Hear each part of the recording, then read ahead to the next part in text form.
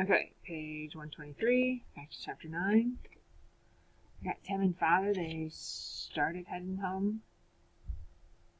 Something's happened to Father. And I'm guessing it's not good. So as Tim decided he's going to just take the oxen and head home,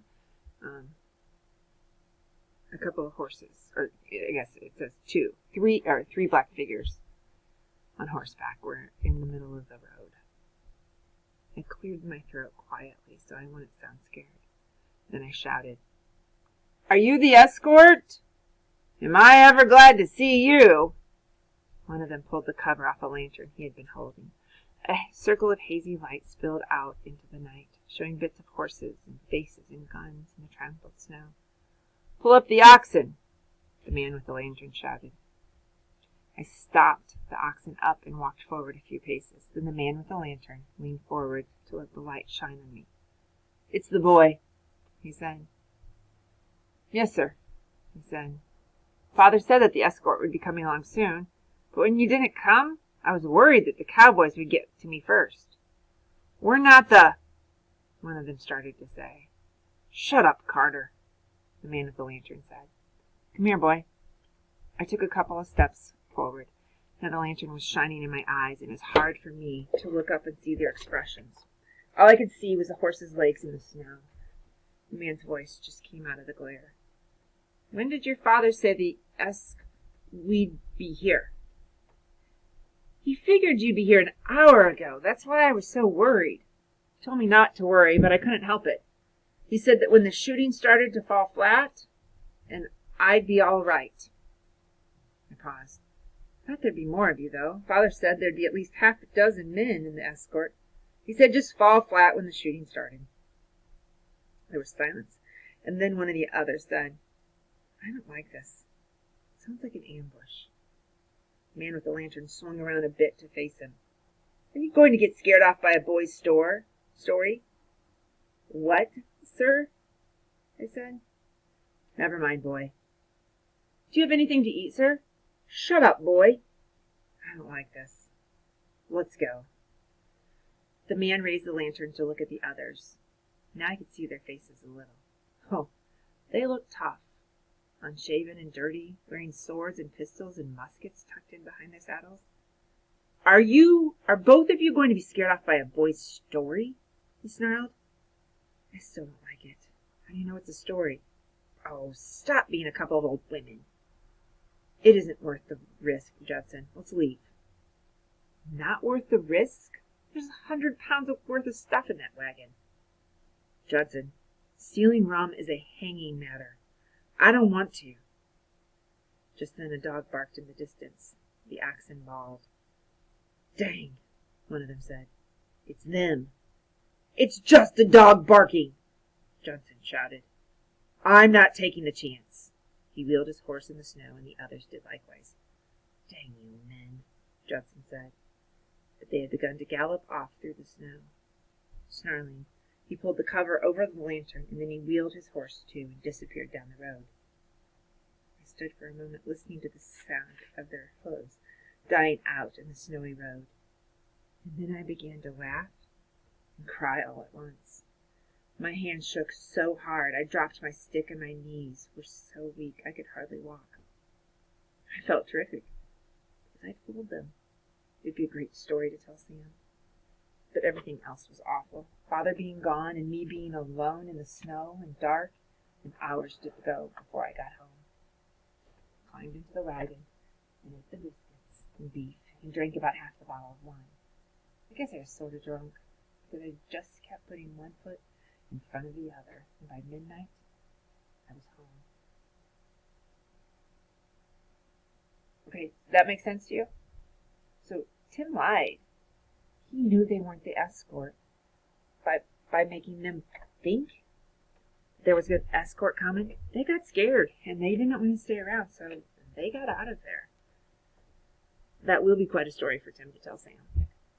Okay, let's go on, chapter 10. Having Father gone was strange. The tavern seemed cold and empty, the way it is when you wake up at night and realize that the fires have gone out. Mother didn't cry, except right at the beginning, the night I told her what had happened. She went on believing that he was alive. They had no reason to kill him, Timothy. I believe they're holding him somewhere. They'll let him go by and by. But the days passed and he didn't come home. And soon she changed her story. He's in a prison ship somewhere, she said. As soon as this terrible war is over, he'll come home again. I didn't know whether she was saying what she believed, or was just trying to keep me from thinking that my father was dead. Now half the family was gone, and our lives were really changed. Mother and I had all the work to do, which meant that there was hardly any time off for either of us. We even had to work on Sunday, which was a sin. God will forgive us, Tim, Mother said. Don't worry about it. I'm sure of that. I didn't tell her that I wasn't worried. But the work worried me, all right. There was so much to do. Old Prue and the chickens and sheep to take care of, and the spring, planting the corn and greens we needed for the tavern, and the cleaning and the cooking. And of course, somebody had to be at the tap all the time to draw beer and serve the meals to travelers, and make up beds for people who came through needing a place to sleep. There were a lot of people going through, too. Messengers going here and there, and people moving to different towns, and commissary officers and such. So business seemed good. But actually, it wasn't. Because a lot of people, the ones on official business, paid in commissary notes, which were just pieces of paper that wouldn't be worth anything at all unless the rebels won. You couldn't buy very much with the commissary notes. A lot of people wouldn't take them, unless they were strong patriots and felt they ought to in order to show faith in George Washington and the rebel government. Business was good in the store, too. Food was in short supply, and so was everything else. And we could sell anything we could get our hands on. Cloth, farming tools, wheat, sugar, rum, anything at all. We even started dealing in used goods. Farmers were desperate for everything. Shovels, plowshares, candle molds, churns, and all the rest of it. Sometimes Mother would hear of a widow whose husband had died or had been killed in the war and couldn't manage the farm anymore. She'd be willing to sell us the old farming tools, and we could easily resell them at a good price. But even that didn't help much. Prices kept going up and up, and depreciation of the paper money took a lot of the profit out of it. You'd sell a bag of nails for $1, and when you went out to buy some more, you'd find that the price had gone up to 2 shillings. So you came out behind. We'd raise the price of nails, and then by the time we were able to get hold of any more, the price would have gone up again, and we'd still be behind. Of course, you weren't supposed to raise prices. The Connecticut General Assembly had made laws about how much you could charge for things. But the laws weren't any use. If you had to pay 2 shillings for nails, you couldn't sell them for 2 shillings, no matter what the law said. What we did was get around the law by charging the legal 2 shillings for the nails, or whatever it was, and then charge a shilling more for the bag we sold them in. It wasn't really honest, but we didn't have any choice. The whole thing really made me feel pretty sick, working that hard from sunrise to sunset and never being able to get ahead. But there was nothing we could do about it, except to pray every night that the war would end soon, and Father and Sam would come home again. I spent a lot of time trying to get letters to Sam. Mother figured that once Sam realized that his own side had captured or maybe even killed his father, he'd come home and help manage things. He should be tired of playing soldier boy by now, Mother said. Should think the glory would have worn off. She had a talk with Colonel Reed about it. Colonel Reed had been head of a whole regiment of militia, but he'd quit the job. He said it was because he was too old, but everybody knew that was just an excuse. He quit because he was against the war and didn't want to fight in it. He was a patriot, but he didn't approve of the war. He said to my mother, Mrs. Meeker, even if you can persuade him to come home, they may not let him. That doesn't seem right. Of course, Sam could claim it was a hardship case. The father gone and the only younger brother left at home. But the fact that Mr. Meeker is considered a Tory won't help. Mother said, if he's got the brains he was born with, he won't tell them that. Will he, Colonel Reed? Colonel Reed smiled. I don't imagine he will, Mrs. Meeker. But I wasn't so sure anybody was going to be able to change Sam's mind to begin with. He got himself set to win the war and throw the British out of the country so we could be free. When Sam was determined, he usually stuck to things. Pig-headed was what some people called him, but not me. Of course, I still hadn't figured out what he was fighting for. It seemed to me that we'd been free all along. What had the English government ever done against me? Thought about that a lot, and I never could find any way they'd hurt me that had mattered very much.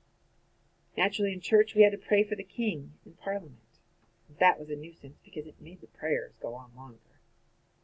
As a matter of fact, we weren't supposed to pray for the king in Parliament anymore. The Assembly had declared that it was treason to pray for them. But Mr. Beach was pretty brave, even though he was over 75 years old, and he went on praying for them anyway. A couple of times rebels had come into the church and pulled him down from the pulpit and pushed him around. But he didn't care. He made us pray for the king in Parliament just the same. Still, besides having extra prayers, I couldn't think of anything the king had made me do, and I didn't want to. But that wasn't the way Sam felt about it, and I wasn't exactly sure he'd come home even when he finally found out that Father was gone. There was only one way to find out, so we kept trying to get messages to him. We asked Betsy Reed to tell him about Father if she got in touch with him, but she didn't know where he was any more than we did. So there were a lot of changes in our lives, but the biggest was the one that was happening inside myself. Ever since I had got the wagon home by myself, I hadn't felt like a boy anymore. You don't think that things really happen overnight, but this one did. Of course, I was dead tired when I went to bed that night, and Mother let me sleep late in the morning. And when I woke up, it was different. I noticed it first at breakfast. Usually I sat over my porridge moaning to myself about the chores I had to do, or having to go to school or something, and trying to think of some way to get out of whatever it was. Or when Mother turned her head, I'd scoop up a fingerful of molasses from the jar and stir it into my milk, or I'd eat breakfast slowly so I could stall off going to work. But that morning after the terrible trip home, right from the first moment we got finished saying grace, and planning the things I had to do, which things had to be done first, and what was the best way to get them done. It was funny. It didn't even cross my mind to stall or to try to get out of work. I didn't wait for Mother to tell me what to do. I brought the subject up myself. I've got to get the wagon unloaded right away, I told her. Everything will be damp sitting out there in the barn. Maybe I can get Jerry Sanford to help me roll the barrels down. Mother nodded. I think she must have been surprised to hear me talk like that, but she didn't let on. You'll need somebody bigger than Jerry. Perhaps you can hire Sam Smith. Ned. We discussed it all, and about halfway through breakfast, I began to realize that I had changed. I wasn't acting like my usual self. I was acting more like an adult, a grown-up. You couldn't say that I was really an adult, but I wasn't a child anymore, that was certain. I thought about showing off in front of Sam when he came home. I'd say things like, "Well, Sam, we've decided not to put in oats this year. We're going to use the space for corn." Or, "We're not keeping the kitchen fire going all the time. I haven't got enough time for wood cutting as it is." I would be the one who knew about things, not him. But even though it was nice to feel more grown up and act that way, I missed Father, especially toward the end of the day when I was tired and cold and hungry, and there was still wood to be brought up and the barn to be cleaned and old mill to be proved to be milked.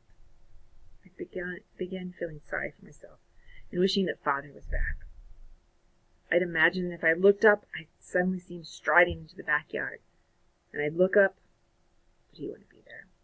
I'd stand there feeling disappointed, even though I'd really known he wouldn't be there. And I'd get angry with the rebels for starting the war, and angry with Sam for going to play soldier and have the glory while I had to do all the work at home. It wasn't fair. It'd make me curse. And I didn't care whether cursing was a sin.